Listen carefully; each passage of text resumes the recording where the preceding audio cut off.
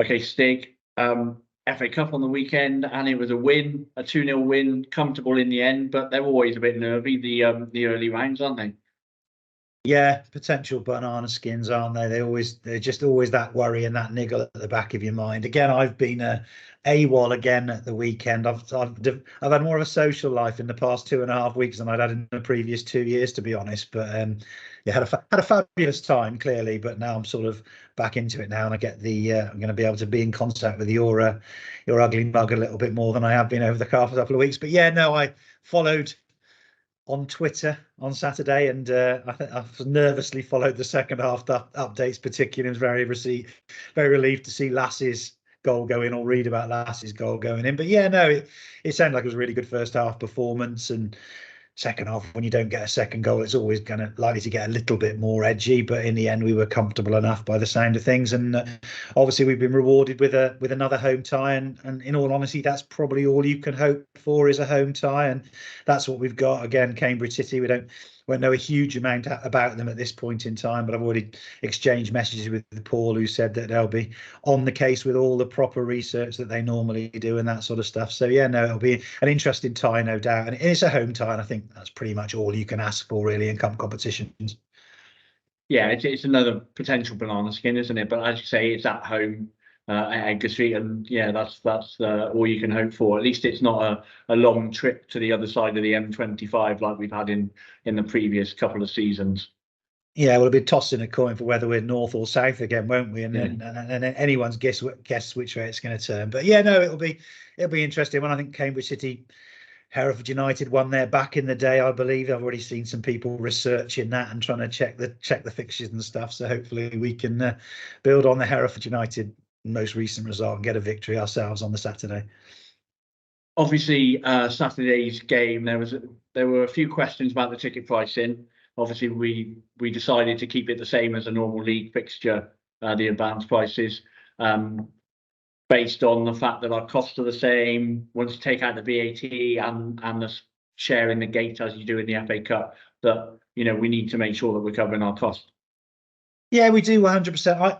It's difficult because actually I can sit here and admit that in the past I've been guilty of criticising the club for not reducing prices for FA Cup ties. On the outside looking in, it's an easy thing for me to have said in the past, but now I'm kind of in amongst it with responsibility with yourself and the board for setting these prices. As you say, by the time you've taken into account the fact that the early rounds of the cup crowds tend historically to be less, and not just with us, they just tend to be lower gates in the early rounds of the cup. By the time you've taken into account that the stadium's the same regardless of what competition we're playing in, and if we're going to open the entire ground, we're going to have pretty much the same costs.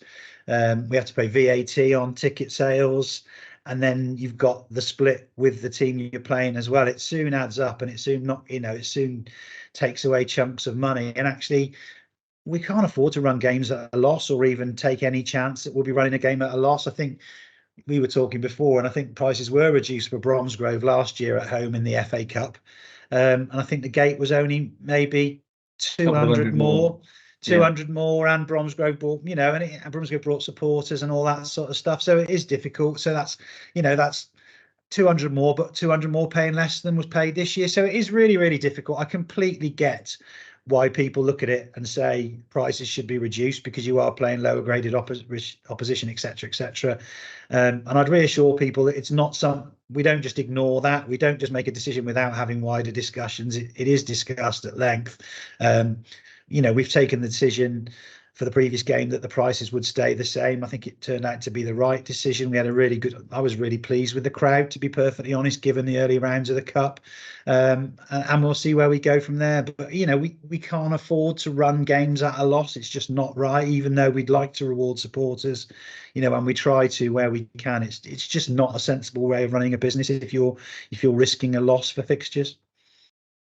Another kind of cost saving, I guess, that we've taken a decision in the last few weeks is to delay the opening of the bars, so now they open at 1 o'clock on a Saturday, and also, this Saturday we actually closed Addison's. We took the decision to close Addison's based on the fact that we were anticipating a lower crowd, and And a couple of weeks ago, we shut Addison's early after the game as well, all based on trying to cut the cost, but based on kind of facts. We've gone back through previous sales over the last 12 months in the bars, broken it down by the times of the sales, and we think we're making a good decision based on the finances to ensure that we're not losing money.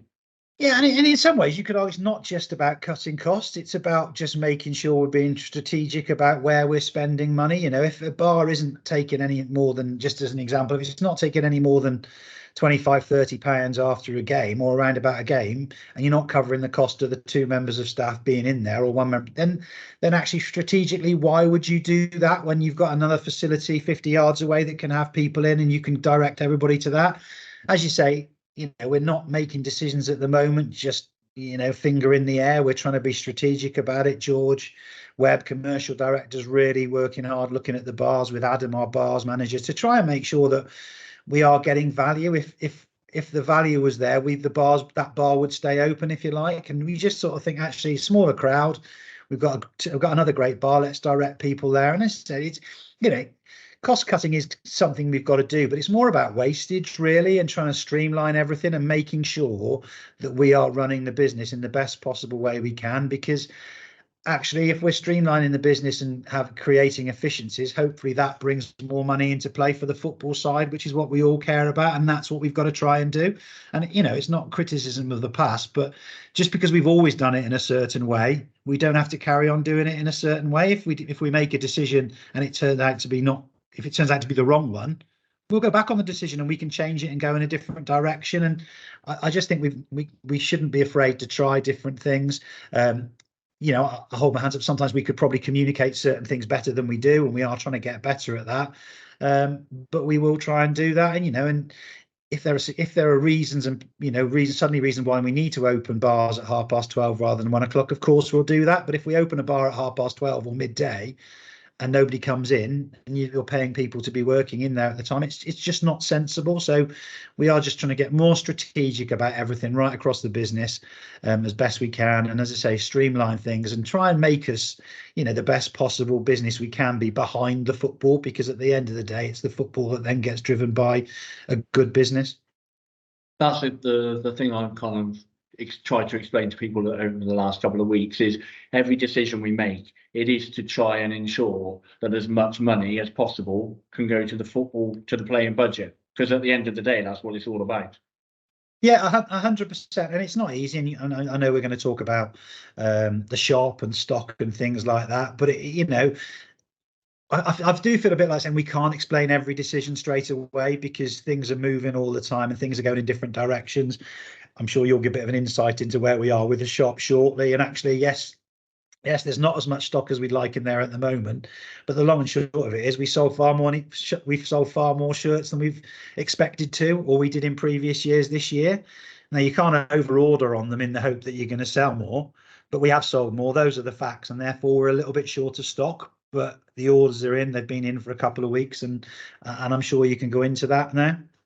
Yeah, so I've actually spoken to one of the suppliers about half an hour ago. So we are expecting some more jackets, maybe some polo shirts and some hoodies this week, which have been on order for a good couple of weeks. With the replicas, we actually ordered 250 more than we sold last season, and we've sold all of those as well. So we anticipated that extra 250 stock would probably last up until the beginning of December. And by that time we'd have the second wave of stock coming in. Obviously, fantastically, the replicas have really flown out, and it's meant that there's a little bit of a gap. We think there's probably a 3-week wait now for the second order of replicas to come through. But that's great on the replica side of things, because it means that we've sold more than we thought we would, and a lot quicker.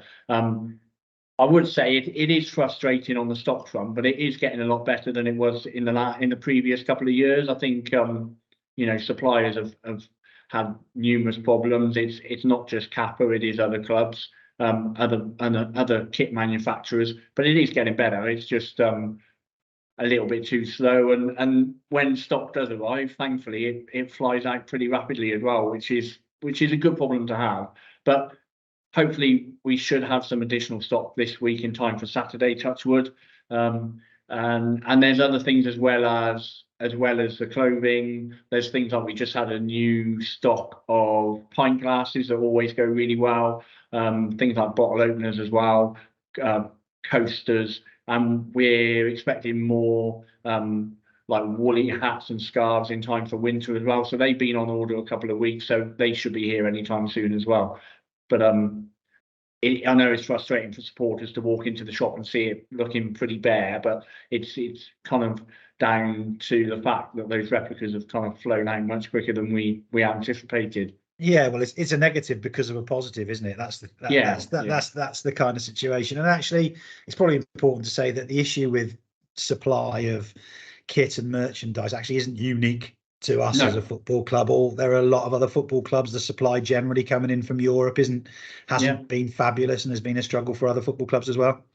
Yeah, and we can't afford to have a massive stock holding. So we do have to place smaller orders, which obviously can get eaten up quicker, especially if we have a good run. The shop is more popular, and as we've seen with the replicas this season, they've flown out much quicker than we anticipated. But it's not just us, it is other clubs. I know some clubs have had really bad issues. Some clubs in the Championship have only just received their replicas. So it's not just us, but it's still frustrating for us, still frustrating for supporters. But hopefully there's good news on the horizon and more stock coming in over the next couple of weeks.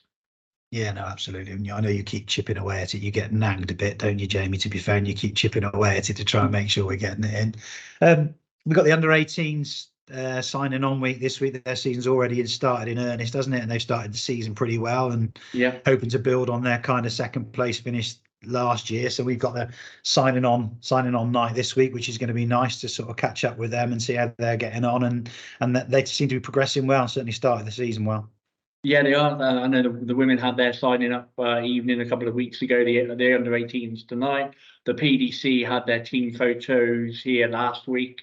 John Nash has done a great job at organising all of that. I think it mounts up to hundreds of players if you count all the teams, the women and the under-18s as well. But the 18s have made a good start to the season. They got their new home at Hinton, which I know Nash is really pleased about. Credit to Hinton, they've made them feel really welcome there. It's good to have them back in the city. Wellington's a great facility, and Wellington bend over backwards to help us. But it is that kind of 15 minutes outside of the city. So hopefully a few more Hereford fans will be able to get to Hinton and watch the 18s this season. I think Nash is very pleased. I think there's a couple of players in that under-18 squad that he's keen to keep an eye on as potentially, doing a Mark Derricott and breaking into the first team squad as well somewhere down the line.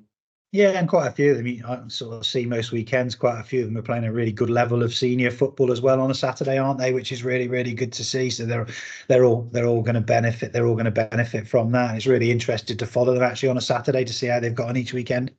Yeah, and credit to Nashi, because obviously the 18s used to play on a Saturday.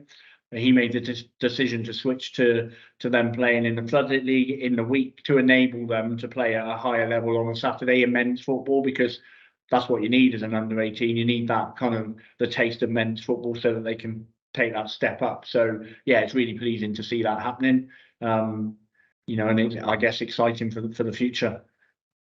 Yeah, and on the first team, they were back to league business on Saturday, looking to build on the FA Cup win. I've spoken to Paul. I'm interested to have a look at the new signings that came in during the course of last week, and they obviously impressed in their sort of hour-long run-outs on Saturday. So I'm looking forward to that. It'd be nice to sort of get the home form switched around again for the league game on Saturday. Yeah, it's always good to get a win no matter what competition it's in, isn't it? So hopefully we can take that win from Saturday back into the league. There's the two new signings that Decent has kind of pulled down, and I don't think we've really spoken about him, but he's another player that Paul seems to have added some real quality over the last couple of weeks.